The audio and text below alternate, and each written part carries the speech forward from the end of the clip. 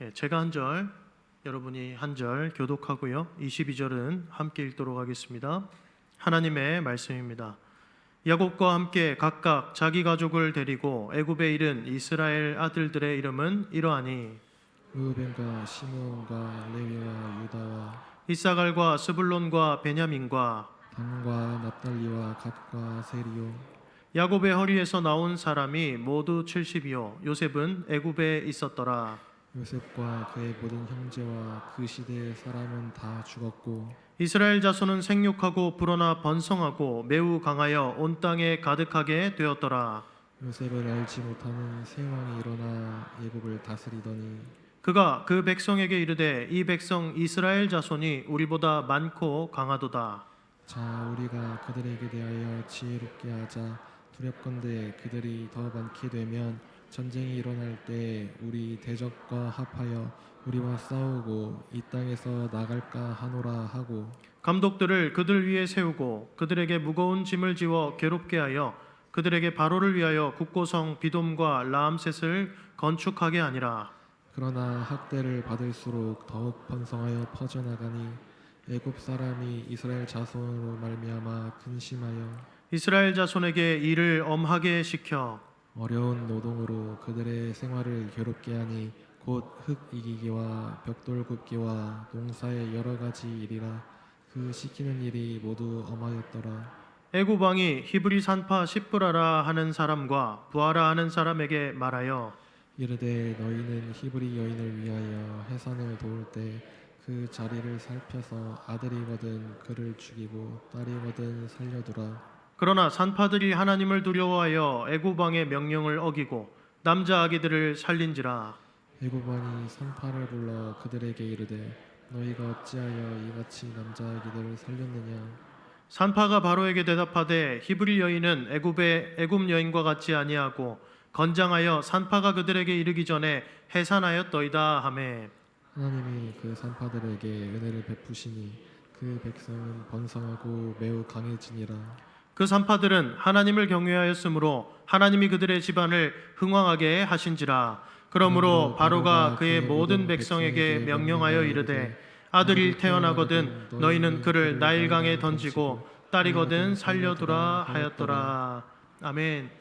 오늘은 감사로 고난을 이기는 교회라는 제목의 말씀으로 함께 하나님의 말씀을 듣기를 원합니다. 우리 좌우 앞뒤 분들에게 이렇게 인사했으면 좋겠습니다. 당신이 있어서 참 감사합니다. 당신이 있어서 참 감사합니다. 안 감사하신 거 아니죠? 얼굴 봤는데 막 감사가 쏙 들어가고 그런 거 아니시죠? 네. 우리 교회 가운데 날마다 사랑과 감사가 넘쳐나는 그러한 복된 교회 되기를 주님의 이름으로 축복합니다. 여러분, 감사라는 것은 그냥 할 수 있는 것은 아니지요. 그냥 아무것도 없이 먼저 나오는 행동이 감사는 아닙니다.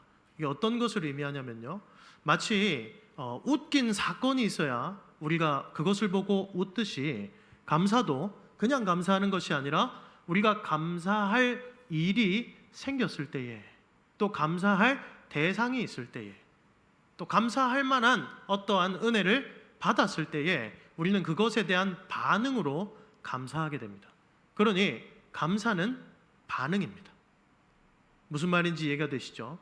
그러니 우리가 날마다 감사해야 된다, 범사에 감사해야 된다라는 말은 우리가 감사라는 행위를 어떻게든 쥐어 짜내고 해내야 된다라는 말이 아니라 좀 더 정확하게는 우리에게 날마다 범사에 감사의 이유가 되어주시는 하나님을 바라봐야 한다라는 뜻입니다. 하나님을 바라보았을 때 하나님은 언제나 우리에게 동일하게 은혜를 베풀어 주십니다. 믿으십니까? 하나님은 한 번도 우리를 실망시킨 적이 없으시고, 내가 하나님을 바라볼 때 하나님은 언제나 나를 보고 계셨으며, 하나님은 우리가 하나님을 보지 않을 때도 쉬지 않고 우리를 보고 계십니다. 믿으십니까? 우리가 단지 하나님을 보지 않을 때가 참 많은 거예요. 그래서 우리에게 은혜 베푸시는 하나님을 딱 보았을 때 그 은혜로 말미암아 우리 가운데 하나님의 은혜로 말미암은 기쁨이 터져 나오고, 감사가 터져 나오고 그것으로 인하여 더 하나님을 바라보기 위해 기도하게 되는 것입니다. 그렇게 선순환을 이루면서 하나님의 뜻을 이루어가는 것을 데살로니가전서에 말씀하고 있죠. 항상 기뻐하라, 쉬지 말고 기도하라, 범사에 감사하라. 이것을 두고 뭐라고 얘기합니까? 이는 그리스도 예수 안에서 너희를 향하신 하나님의 뜻이니라 라고 말입니다. 하나님의 뜻이니라 라고 말합니다.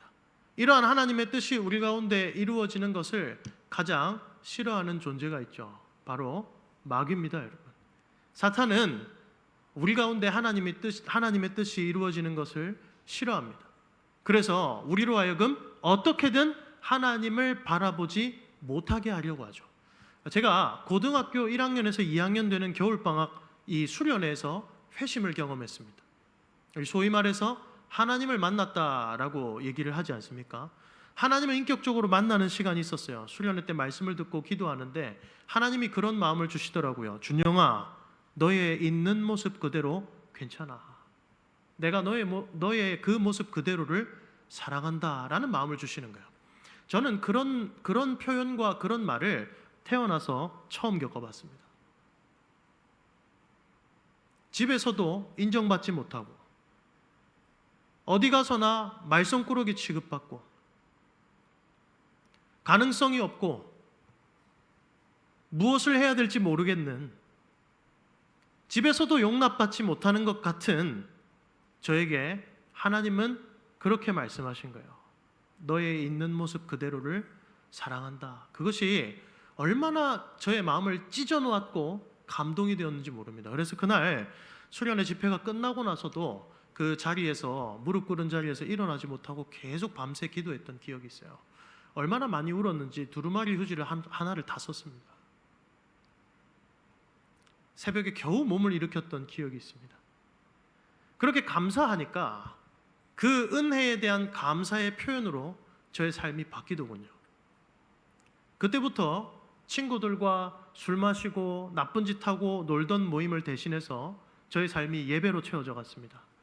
새벽 기도를 가기 시작했고요. 수요 예배를 가기 시작했고, 금요철야를 가고, 옛날에는 금요철야 우리 더 늦게 했잖아요. 아시죠?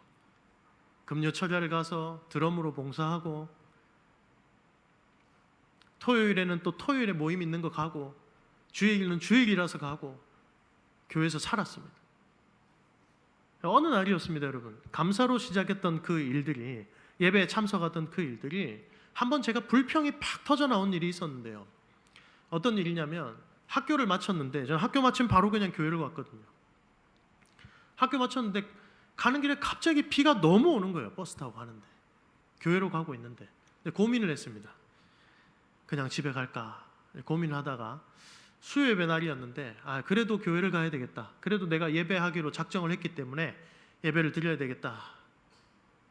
하나님이 예배하러 가는 자를 보호하시겠지, 이런 생각을 하고 버스에서 내리자마자 비가 어찌나 내리는지 팬티까지 쫄딱 다 젖었습니다. 다 젖어서 교회 가가지고 한 1시간이 넘게 이제 예배 시간이 남아 있는데 선풍기를 이렇게 틀어놓고 몸을 말리고 있었어요. 교복은 다 젖은 채로 말입니다. 몸을 말리면서 불평이 나오는 거예요. 어린 마음에. 내가 왜 그냥 이렇게 비 오면 집에 가면 되는데 왜 굳이 아무도 안 오는, 중고등부 아이들 오지도 않는, 내 또래 친구들은 오지도 않는 수요예배를 오겠다고 내가 유난을 떨어가지고 이렇게 막 불평을 하는 거예요. 마치 더위에 지쳐서 불평했던 요나처럼 말입니다. 그렇게 막 불평하고 예배를 드리니 여러분, 예배 가운데 말씀이 귀에 들어오겠습니까? 안 들어오죠. 그러고 집에 갔습니다. 그 다음 날 또 새벽 기도를 가야 되기 때문에 새벽 기도 왔어요. 새벽 기도 와서도 대충 그래 기도하고 이제 나왔는데 어떤 권사님이 막 따라 나오시는 거예요. 따라 나오시더니 저에게 정확히 기억이 납니다. 2만 원을 탁 쥐어주시면서 하나님이 너 주라더라 하고 들어가시는 거예요. 제가 그걸 듣고 곰곰이 생각을 했습니다. 일단은 너무 부끄러운 거예요. 어떤 부끄러움이겠습니까? 하나님께 불평한 내 자신이 너무 부끄러웠습니다. 그리고 제가 느낀 게 있었어요. 어떤 걸 느꼈냐면, 하나님은 내 삶을 지켜보고 계시는구나. 그리고 또 한 가지 더입니다. 하나님은 내 마음을 만져주기를 원하시는구나 하였어요. 그걸 두고 다시 들어가가지고 기도했습니다. 하나님, 제가 불평해서 죄송합니다. 제가 구원받은, 제가 변화된, 회심한, 저를 회심케 한 그 은혜에 대한 감사를 날마다 해도 부족할 것을 저는 너무나도 저의 상황에 속아서 쉽게 불평을 했습니다 라고 그렇게 기도했던 적이 있습니다. 저 안에서 자랑하는 성도는 저의 어릴 적의 이야기지만 여러분, 우리 삶에는 비슷한 경험들이 많이 있으시죠. 여러분, 마귀는 언제나 우리의 상황을 보게 만듭니다. 내가 어찌할 수 없는 그 상황 말입니다. 쉽게 통제가 안 되시죠. 이 상황들이 나를 둘러싸고 힘들게 할 때가 참 많습니다. 그러다 보면 그 상황만을 바라보다 보면 어느새 나에게 은혜를 주시고 계시는 그 신실하시고 은혜가 넘치시는 우리 하나님을 바라보던 시선이 상황 그 자체를 바라보며 내 입술에 어느덧 불평과 불만이 쏟아지게 되지요. 우리는 우리 상황을 어떻게 바라보고 있습니까? 우리는 우리에게 허락하여 주신 은혜의 공동체인 우리 교회를, 우리 서로를 어떻게 바라보고 있습니까? 하나님 안에서 바라보고 계신가요? 아니면 하나님을 제외하고서 그냥 서로의 부족함만을, 또 나의 연약함만을, 나의 힘듦만을 바라보고 계신가요? 그때 우리에게서는 감사가 사라지는 거예요. 그때 우리에게서는 하나님을 향한 감사가 아니라 우리 입술에 불평과 불만이 쏟아져 나오는 것입니다.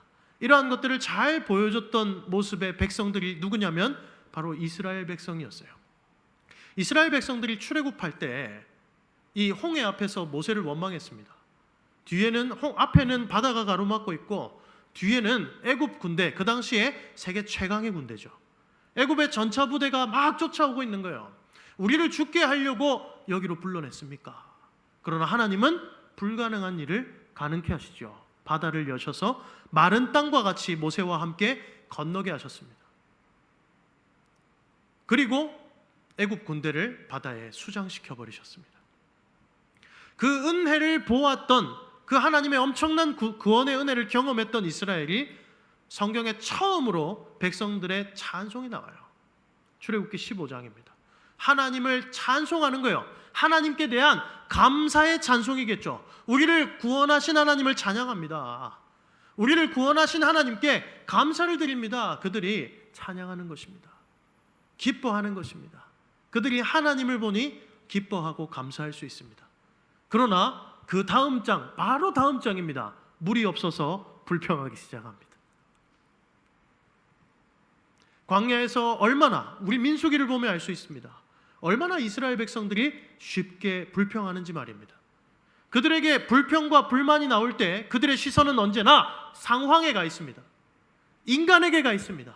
하나님께 가 있지 않는 거예요. 그때 그들은 필연적으로 불평하게 됩니다. 그런데요, 하나님은 그들에게 계속해서 긍휼을 베푸시고 은혜를 베푸시죠. 여러분, 그런데 그들 입장에서 한번 생각해 볼까요? 광야는 얼마나 덥고 힘들고 먹을 것이 없고 마실 것도 없습니까?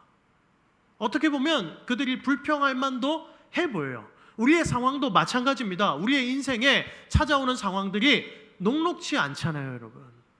쉽지 않을 때가 참 많잖아요.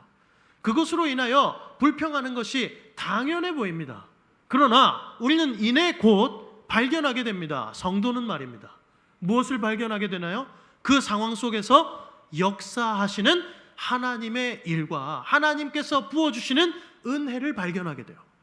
그러면 불평불만했던 그것이 쏙 들어가고 그 은혜를 바라보게 되었을 때 우리는 반드시 감사하게 되는 것입니다. 우리에게 그런 경험들이 있으시지요, 여러분? 그러니 하나님은 우리에게 끊임없이 이 작업을 반복해서 하시는 것입니다. 우리의 고개를 들어 하나님을 보게 하세요. 말씀을 통하여, 기도를 통하여, 우리 삶의 여러 성령 하나님의 역사하심을 통하여 우리의 시선을 들어 하나님을 바라보게 하세요. 그때 우리는 기뻐합니다. 그때 우리는 감사할 수 있는 것입니다. 여러분, 우리의 입술에 교회를 바라보고 세상을 바라보고 나의 삶을 바라볼 때에 어떠한 말들이 더 많이 나왔는지 모르겠습니다. 그러나 여러분, 우리의 삶은 여전히, 또 우리 교회도 여전히 하나님이 부어주시는 그 은혜 안에서 감사의 이유로 충만한 줄 믿으시기 바랍니다. 그렇게 믿으시길 바라요. 그리고 성도는 그 감사의 이유가 되시는 하나님을 바라볼 때, 그때 범사에 감사할 수 있는 것입니다. 우리 계속해서 말씀을 듣기 이전에 우리 한번 함께 하나님을 향한 감사의 고백을 드리면서 하나님께 감사할 이유들을 한번 세워보았으면 좋겠습니다. 함께 찬양하며 나가도록 하겠습니다. 날 구원하신 주 감사, 모든 것 주심 감사, 지난 추억이 내 감사, 주 내 곁에 계시네, 향기로운 봄철에 감사, 외로운 가을 날 감사, 사라진 눈물도 감사, 나의 영. 우리 함께 손을 들고 고백합시다. 응답하신 기도 감사, 거절하신 것 감사, 헤쳐나온 풍랑 감사, 모든 것 채우시네, 아픔과 기쁨도 감사, 절망 중 위로 감사, 측량 못할 은혜 감사, 크신 사랑, 길가에 장미꽃 감사, 길가에 장미꽃 감사, 장미 가시도 감사, 따스한 가정 희망 주신 것 감사, 기쁨과 슬픔도 감사, 하늘 평안을 감사, 내일의 희망을 감사, 영원토록 감사해. 할렐루야. 돌아보니 모든 것이 감사할 이유인 줄 믿으시기 바랍니다. 그리고 성도가 하나님을 바라보고 감사의 고백이 쏟아져 나올 때에 성령께서는 그 속에서 우리 가운데 더 충만하게 일하시기 시작하세요. 그때 하나님을 바라보며 하나님을 통한 기쁨과 감사와 기도가 넘치는 그때 성령이 일하셔서 우리 가운데 충만함을 주시는데, 그걸 성령 충만이라고 하는 거예요. 그러니 우리가 하나님을 바라보는 것, 그리고 그 안에서 은혜를 보면서 감사하는 것은 매우 중요한 것입니다. 그렇게 그때 우리가 성령의 충만한 은혜를 힘입을 때 성도는 승리할 수 있습니다. 그리고 그것을 아주 잘 보여주는 말씀이 오늘 읽었던 출애굽기 1장의 말씀이에요. 출애굽기 1장에 보니까 먼저 이스라엘 백성들이 감사할 이유, 하나님의 은혜가 먼저 나타나고 있습니다. 그 은혜가 무엇이냐면 이스라엘 백성들이 강성하여지고 번성하여 너무나도 수가 많게 되었더라라는 거예요. 여러분, 출애굽기와 히브리어로 보면 출애굽기와 창세기는 연결되어 있습니다. 그리고 하는 말로 시작합니다. 창세기의 마지막 끝은 무엇이냐면 요셉을 통하여 야곱과 70인의 가족이 지금 애굽으로 들어온 거예요. 70인의 가족이 들어왔습니다. 그들이 수백만이 되기까지, 예상하기로는 약 100만 명에서 200만 명이 되기까지 어마어마한 숫자로 늘어나게 된 것이죠. 학자들은 이것이 거의 불가능하다라고 얘기합니다. 여러분, 지금도요, 강원도에서는 10만 명당 4명에서 6명 정도 아이를 낳다가 죽습니다. 여러분, 그런데 의료 시스템이 너무나도 발달된 우리나라에서도 그런데요, 이때 당시에 인구가 기하급수적으로 늘어나려면 아주 원시적이게도 덜 죽고 많이 태어나야 되죠. 여러분, 그런데 예전 시대를 조금 경험한 분들은 알고 계시죠? 아이가 태어난다고 다 사는 것이 아닙니다. 특히나 이때는 4,000년 전입니다. 여러분, 아이를 많이 낳으면 다 삽니까? 그러면 산모는 다 살아 있습니까? 그리고 의료 과학이 발달돼 있어가지고 오래 살 수 있습니까? 그렇지 않았습니다, 여러분. 그런데 이스라엘 백성들이 어마어마하게 늘어났다라는 사실은 하나님이 그들이 죽지 않도록 보존하시고 그들의 생명을 보존하셨고, 태어나는 아이가 건강할 수 있도록 그 아이들의 생명을 보존하셨다라는 것입니다. 그러면 하나님은 왜 이렇게 일하셨을까요? 하나님은 아브라함에게 약속하셨거든요. 뭐라고 약속하십니까? 바다의 모래와 같이 내 자손들을 많아지게 할 것이다 라는 약속이었습니다. 하나님의 백성이 많아지게 될 것이라는 그 약속을 하나님은 기억하고 계셨고, 지금 애굽 땅 가운데서 실현하고 계시는 거예요. 그런데 그 과정 가운데 아브라함도 연약함이 있었고, 이삭도 연약함이 있었고, 야곱과 에서나 이런 하나님의 약속의 자녀들도 계속해서 연약함이 있었습니다. 심지어 야곱의 자녀들은 어떻게 합니까? 동생이었던 요셉을 죽이려고 했죠. 그러한 연약함을 보여주는 언약 백성들 가운데서도 하나님은 끊임없이 신실하게 그들 가운데 일하시고 그들을 구원하시고 그들을 생육하고 번성하게 하시는데, 애굽 사람들이 늘어나는 것보다 기하급수적으로 많이 늘어나는 거예요. 설명할 수 없을 정도로 많이 늘어나는 거예요. 하나님께서 그들에게 주신 복이었습니다. 은혜였습니다. 그리고 여러분, 이 은혜의 현상을 현장에서 제일 잘 볼 수 있는 사람들이 어떤 사람이었냐면 산파들이죠. 산파들이요. 그래서 여러분, 여기서는 산파들이 하나님을 경외했다라고 얘기합니다. 산파들은 알고 있는 것입니다. 아이가 이렇게 태어난다고 다 살 수 있는 것이 아니고, 산모가 다 살 수 있는 것이 아니고, 이스라엘 인구가 기하급수적으로 늘어나고 있는 이 현상이 하나님의 은혜다라는 것을 산파들은 알고 있었던 거예요. 그런데 이러한 은혜가 주어질 때에 이스라엘에게 어려움과 고난이 닥쳐요. 바로 애굽 왕이 그들의 그 인구가 폭발적으로 늘어나는 것을 두려워했다라는 것입니다. 이대로는 우리보다 많게 될 것 같다라는 거예요. 여러분, 실제로 애굽 사람들보다 많을 수는 없어요. 애굽 그때 당시에 엄청나게 번성한 나라였고 인구도 훨씬 많았기 때문입니다. 그럼에도 불구하고 애굽 왕이 두려워할 정도가 되었다라는 것은 이스라엘 백성들의 숫자가 너무나도 심상치 않을 정도로 많이 늘어났다라는 것을 의미합니다. 그래서 그들을 박해하고 누르기 시작해요. 여러분, 마찬가지입니다. 하나님이 성도에게 은혜를 주시고 성도에게 감사의 이유가 충만하고 성도가 하나님의 은혜로 충만하여질 때, 여러분, 세상은, 마귀는 성도를 그대로 내버려 두지 않습니다. 여러분, 마귀가 우리가 하나님이 주신 생명으로 충만하여 하나님의 사람으로 승리하며 이 땅을 살아갈 때 두려워할까요? 아니면 우리가 빌빌거리면서 하나님의 백성인지 아닌지도 모를 때, 그렇게 살아갈 때 마귀가 두려워할까요? 당연히 전자가 아니겠습니까, 여러분? 우리가 하나님의 뜻을 쫓아서 온전히 살아가고 그리스도인으로서의 생명력을 가지고 하나님의 뜻을 쫓아 이 땅에서 살아갈 때 마귀는 두려워하고 싫어하는 거예요. 그러니 반드시 그 가운데에 시험거리들을 줍니다. 그래서 우리의 눈을 은혜를 주시는 하나님이 아닌 박해와 고난과 환난이 있는 나의 상황과 세상을 바라보게 만들어요. 그리고는 지치게 만드는 것입니다.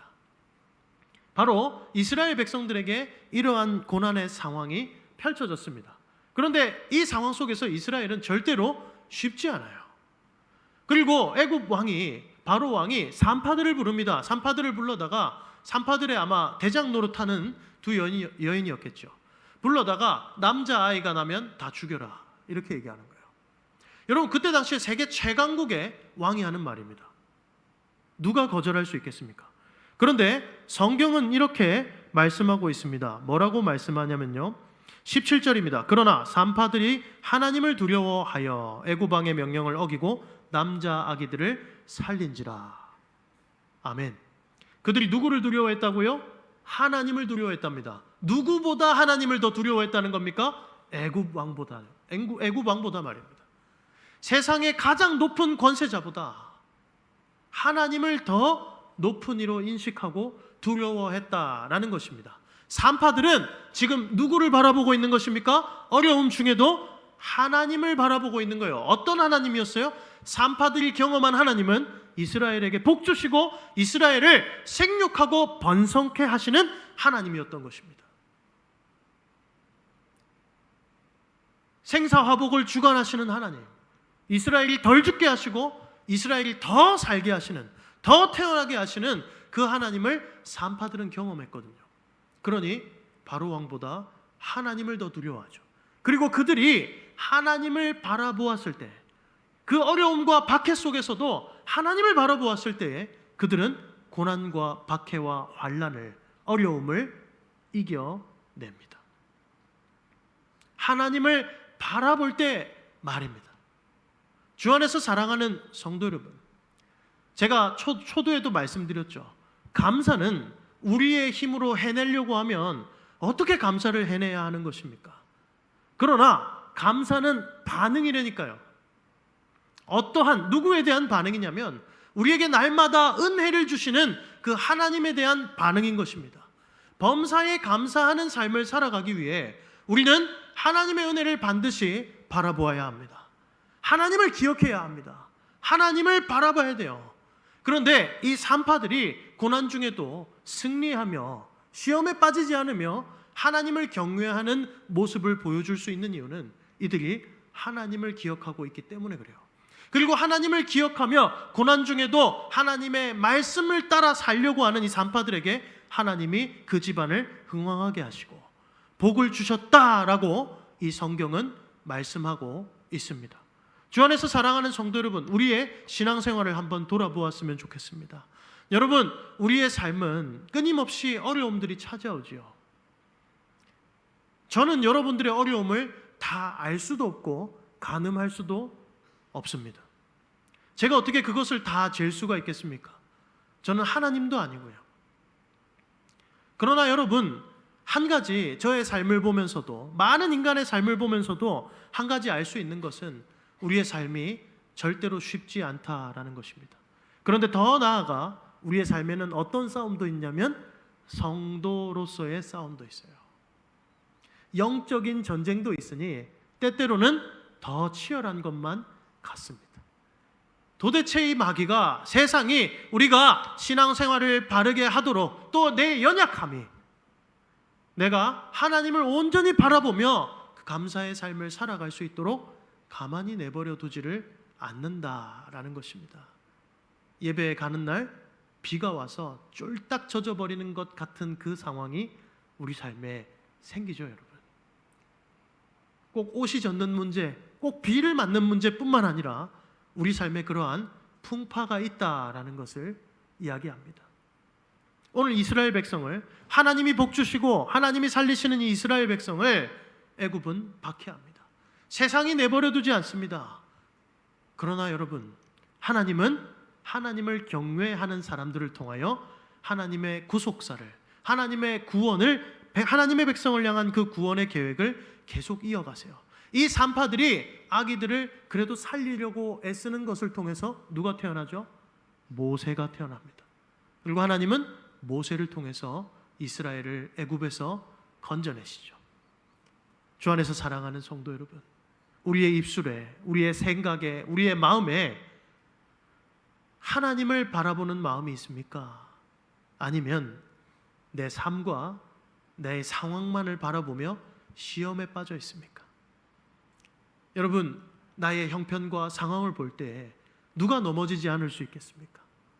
누가 넘어지지 않을 수 있겠습니까? 그러나 우리의 이러한 상황 중에도 하나님은 여전히 역사하고 계시는 줄을 믿으시기 바랍니다. 하나님은 지금도 여전히 역사하고 계세요. 하나님은 우리를 구원하시고자 하는 그분의 사역을 멈추시지 않고 계세요. 기도를 들으시는 것도 감사하고, 기도를 거절하신 것도 감사하고, 장미꽃도 감사하고, 장미꽃 가시도 감사한 거예요. 왜냐하면 이 모든 일이 로마서 8장 28절입니다. 하나님을 사랑하는 자, 곧 그의 뜻대로 부르심을 입은 자들에게는 모든 것이 합력하여 선을 이루느니라. 할렐루야. 우리의 삶이 하나님이 인도하시는 선으로 인도될 것이기 때문에, 하나님이 여지껏 그렇게 우리 삶 가운데 역사하셨기 때문에,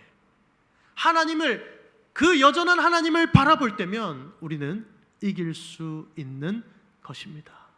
여러분, 성도의 삶은 우리의 예물과 우리의 입술의 고백뿐만이 아니라 성도의 모든 선한 삶도요, 감사의 삶이에요. 여러분, 오늘 우리는 맥주 감사주일로 이 주일을 지키고 있습니다. 여러분, 우리는 보리 농사를 지었던 게 아니잖아요. 농경사회를 살고 있지 않지 않습니까? 그럼 우리는 무엇으로 감사합니까? 오늘 아침에 담임 목사님께서 말씀하여 주신 것처럼 하나님이 우리에게 여전히 베풀어 주신 그 은혜 말입니다. 성령을 부어주셨고 하나님이 가장 좋은 영적 은혜를 우리 가운데 부어주신 것, 우리는 그것을 통해 감사하는 것입니다. 우리가 하나님을 바라보지 않고 시험에 들어있을 때, 우리의 연약함 가운데서 넘어져 있을 때 하나님은 우리를 버리시던가요? 성령은 우리를 떠나시던가요? 하나님이 성령을 우리에게서 거두시던가요? 그러시지 않았잖아요. 하나님은 언제나 변함없이 우리에게 구원의 은혜를 유지시키기 위하여서 우리를 계속해서 견인하셨고 우리를 계속해서 인도하셨지 않습니까?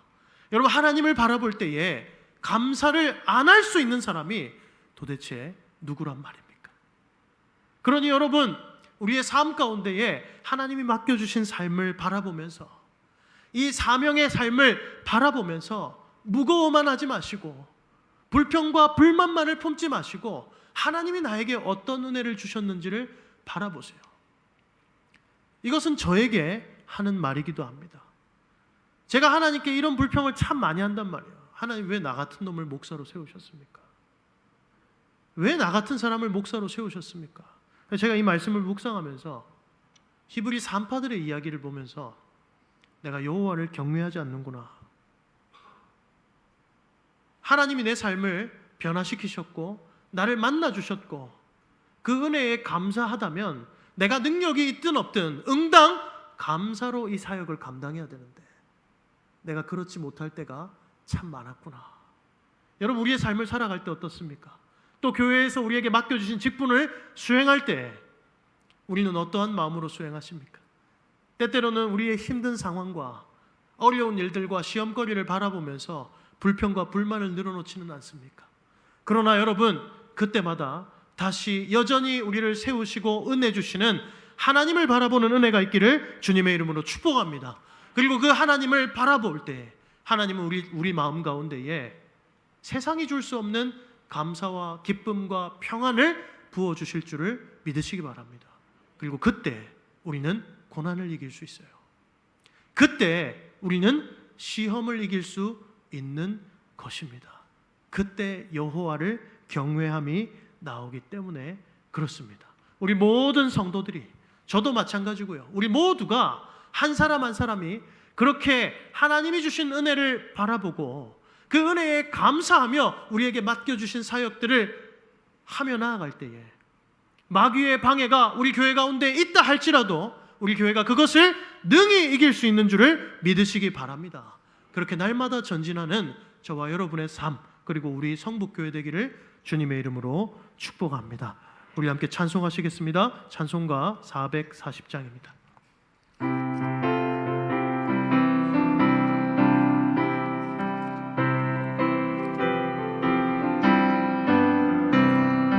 어디든지 예수 나를 이끌면 어디든지 예수 함께 가려네.